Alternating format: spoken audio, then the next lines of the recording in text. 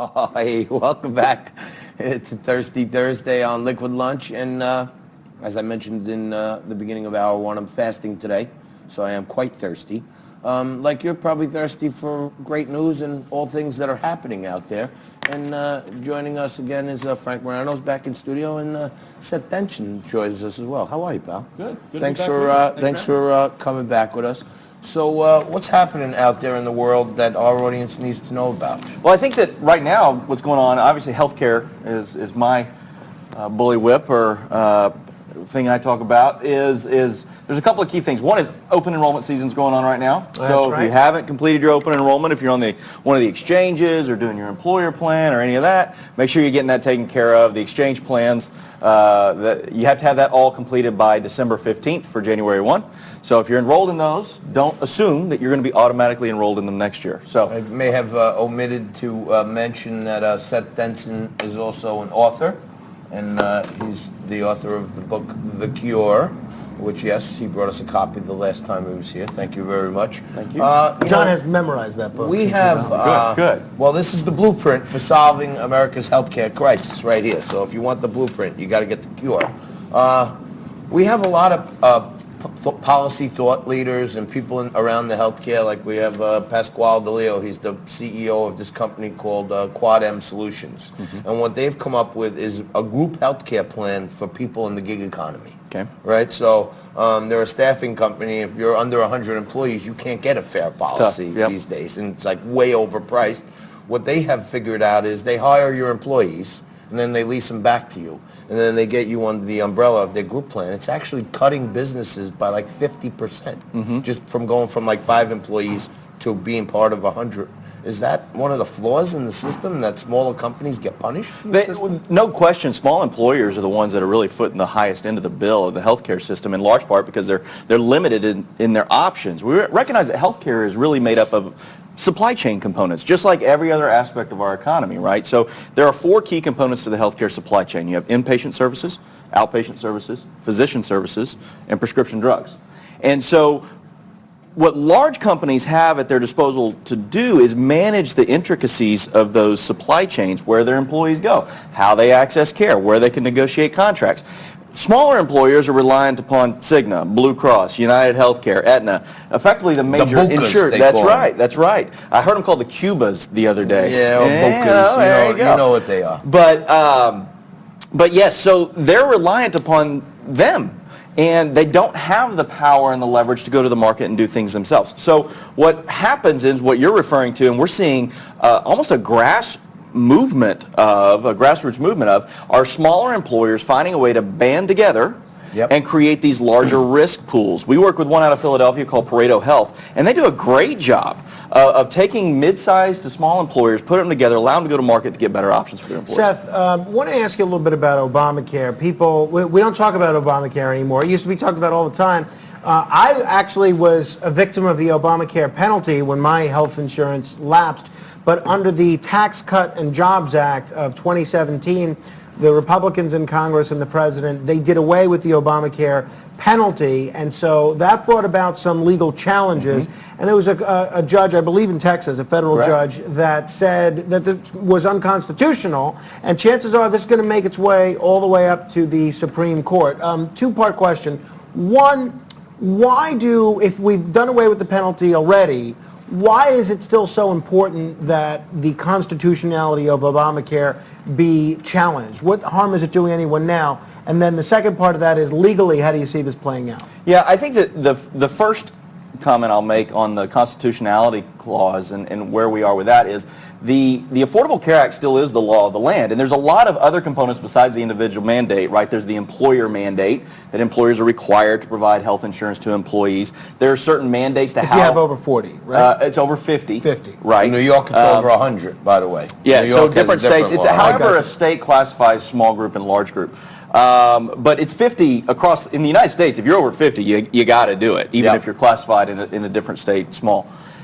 So that's part one. There are other intricacies of the Affordable Care Act that I think Republicans largely would like to see go away, that they think are a drain on the system, like the federal government requiring how certain plans are structured, what they cover, what they don't cover, things like birth control and some things like that. So Judge O'Connor, you're talking about a ruling that happened back in December of last year. Judge Reed O'Connor ruled that because the individual mandate effectively was no more, that in turn there was a piece that the Democrats, in their haste to get the Affordable Care Act passed, left out of the ACA, and that was called severability. So they didn't put, effectively, if you take one part out, the rest of it goes. It's all gone. That's right. And they didn't put that piece in there. So if, again, when under the Tax Cuts and Jobs Act, the individual mandate went away, Judge O'Connor said, well, severability applies. The law is gone. Now here's there was no severability clause in there. Correct. So what that led to was a ruling by this, what I think is quite intelligent judge, that if you can't sever one piece off and you do strike down one piece, then that means. So what's the next step? Is this headed to the Supreme Court? It's in the Fifth Circuit now. So right now it's in the Fifth Circuit, which is the most conservative circuit court in the land, so it's likely they're going to agree with Judge O'Connor. Judge O'Connor, it's important to note, stayed his own ruling, though, and said, hey, listen, I don't want to rock the boat of the healthcare system. Let's wait till this makes it through the courts.